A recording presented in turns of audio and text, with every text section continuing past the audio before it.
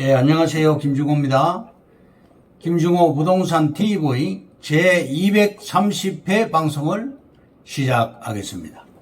오늘의 방송 주제는 투자 상식 15가지 이런 제목이고요. 구독, 알림, 좋아요를 눌러주시면 더 좋은 방송으로 보답해 드리겠습니다. 감사합니다.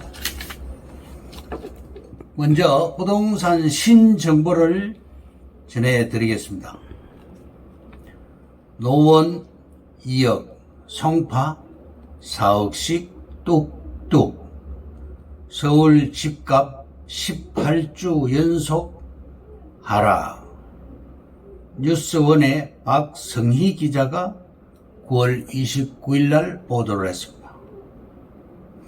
한국부동산원이 통계 작성을 시작한 2012년 5월 이후 최대 폭으로 하락했다. 지난주 서울 아파트값 마이너스 0.19%, 8주째 낙폭 확대, 금리 우려의 급매, 전국적으로는 마이너스 0.2%, 역대 최대 낙폭.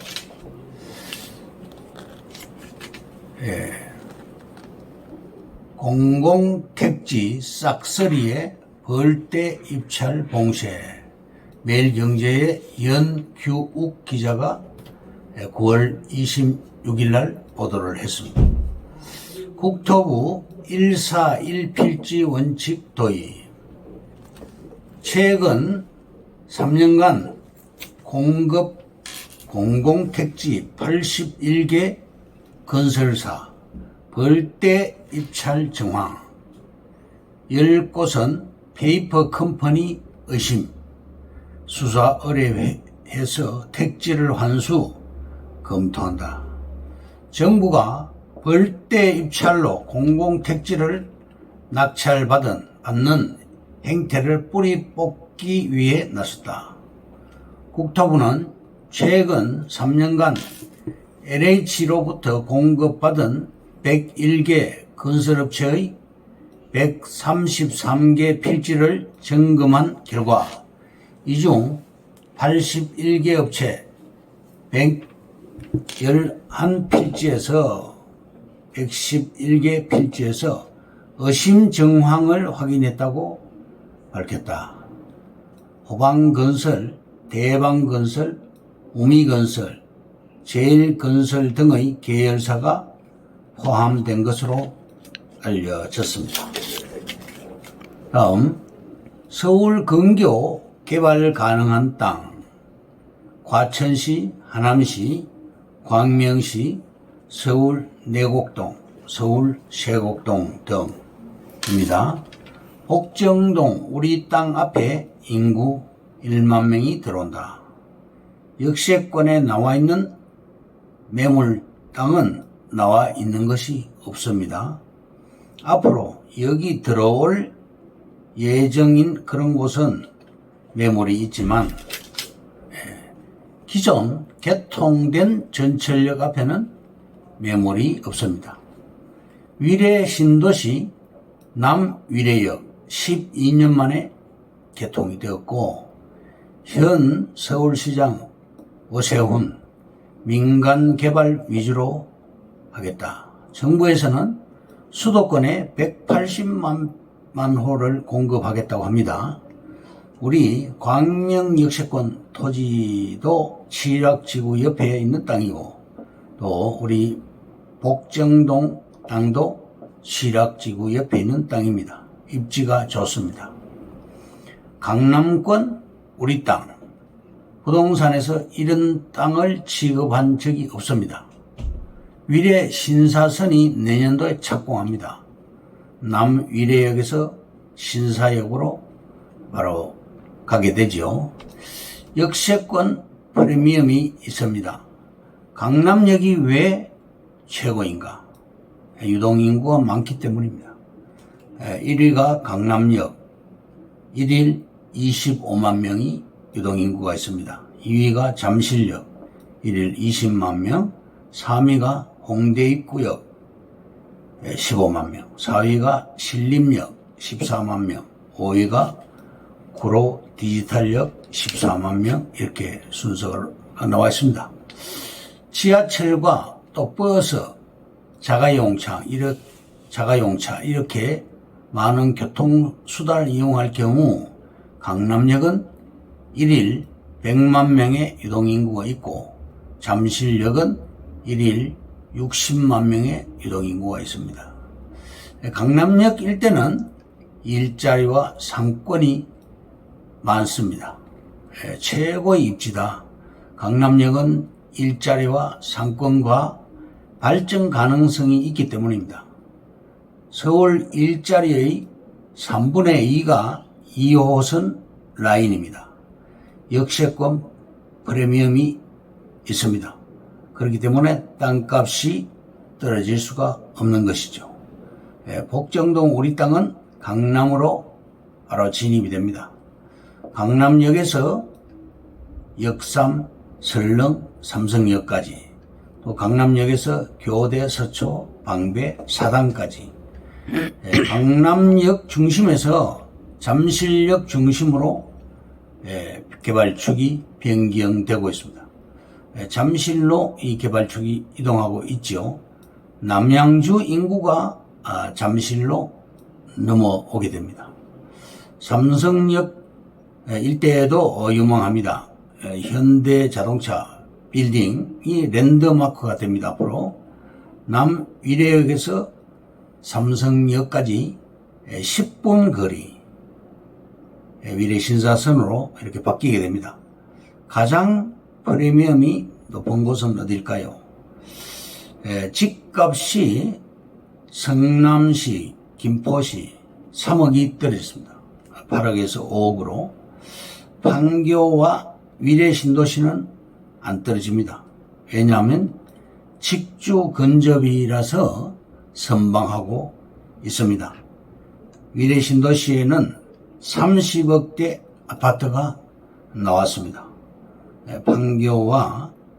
판교는 강남 프리미엄이 있고 위례는 잠실 프리미엄이 있습니다. 우리 땅도 강남 프리미엄이 있습니다. 역세권 프리미엄이라고 하죠. 상업시설이나 업무시설 비중이 높고 일자리가 늘어납니다. 위례신도시는 강남의 배후 도시입니다.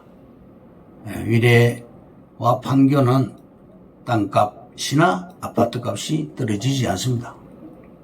그러면 오늘의 방송 주제인 투자 상식 15가지에 대해서 말씀드리겠습니다. 첫째, 정부의 주거 안정 대책이 나온 후에 아파트나 주복, 상가 등 건물에 대한 투자는 버벌이 많습니다. 둘째, 최근의 정부 부동산 정책이 주택 공급에 집중된 사이 돈 많은 사람들의 관심이 토지로 쏠리고 있습니다. 셋째, 떠도는 부동자금이 1,000조를 넘고 있고 물가가 인상되고 있으며 금리가 상승되고 있어서 소액 투자자들은 금융상품으로 수익을 내기는 사실상 힘듭니다. 넷째, 정권 전문가들 중에는 최후의 부자가 된 사람보다 실패한 사람이 훨씬 더 많습니다. 다섯 번째, 주식의 시세는 랜덤 워크라고 합니다. 랜덤 워크의 뜻은 주식은 술 취한 사람처럼 제멋대로 비틀대고 어디로 갈지 몰라서 예측을 할 수 없다는 뜻입니다. 한국에서 주식 투자로 부자된 사람은 약 2% 정도고 부동산 투자로 부자가 된 사람은 90%를 넘고 또 나머지는 사업을 해서 부자가 되었다고 합니다. 여섯 번째, 은행에 착실히 예금을 해서 부자가 되었다는 얘기도 없습니다. 일곱 번째, 또한 정부의 부동산 투기 억제책은 신경 쓸 필요가 없습니다. 자본주의 국가에서는 모든 자산은 반드시 수요 공급의 원칙에 의거 가격이 결정됩니다. 여덟 번째, 한국은 세계에서 가장 토지 공급이 작은 나라 중 하나입니다. 지금은 수요가 별로 없어 비교적 싸지만 미래에 부동산 수요가 많은 지역에 투자를 한다면 반드시 큰 돈을 벌게 되어 있습니다. 아홉 번째, 결론적으로 부자가 되기 위해서는 부동산에 투자를 해야 합니다. 여태까지는 투자 대상이 아파트나 상가 이런 것이었다면 이제는 부동산 투자의 화두는 분명히 땅이 될 것입니다. 열 번째, 2002년 12월 행정수도 이전 공약으로 촉발된 세종시 땅값은 상당히 많이 상승이 되었습니다. 11번째, 여러분은 3년 300% 보너스의 원리를 알고 있는지요? 30개월 내외의 지가는 300% 이상의 보너스가 발생한다는 그런 뜻입니다. 12번째, 많은 공직자들도 부동산 투자를 재화를 모으는 수단으로 생각하고 있습니다. 그들은 특혜가 아닌 남들보다 발빠른 정보 수집과 투자 타이밍을 정확히 맞추는 공통된 투자 방법이 있습니다. 13번째, 사전에 입수된 개발지 정보에 따라 소액 또는 큰 돈을 들여서 매입했다가 개발이 확정된 시점에 단타로 매도를 해서 시세 차익을 노리는 방법을 쓰고 있습니다. 14번째, 일반인들도 이처럼 고급 정보를 수집 가능하다면 전문가의 도움을 받아서 한 발 앞서서 정보를 입수해서 얼마든지 돈을 벌 수 있습니다. 그런 정보는 토지 전문 부동산 회사에서 제공하는 그런 정보는 100% 성공할 수 있는 정보라고 할 수 있습니다. 15번째, 그런 토지 전문 정보 법인은 과거에 사회지도청이나 일부 복부인들에게 정보를 제공해서 토지를 판매하던 법인 부동산 회사입니다. 이것으로 김중호 부동산 TV 제 230회 방송을 마칩니다. 김중호였습니다. 감사합니다.